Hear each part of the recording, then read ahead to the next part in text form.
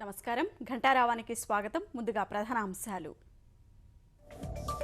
పఠాన్కోట్లో ముష్కరుల కోసం 10 గంటల పాటు ఆపరేషన్. తాజా పరిస్థితులపై రక్షణ హోంశాఖ ఉన్నత స్థాయి సమీక్ష.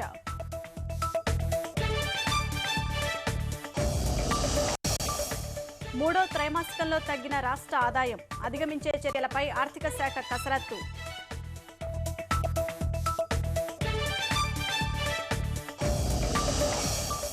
ఆసుపత్రుల్ని ప్రక్షాళన చేస్తున్నామన్న సీఎం. సిబ్బంది హాజరు కోసం వేలిముద్రల వ్యవస్థ.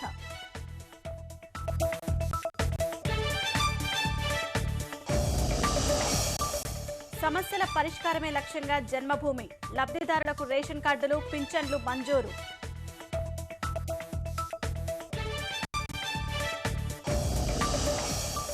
మార్చిలోపు ఎర్రగుంట్ల నంద్యాల రైల్వే లైన్ సిద్ధం. రాష్ట్ర భాగస్వామ్యంతో మిగతా ప్రాజెక్టులు పూర్తి.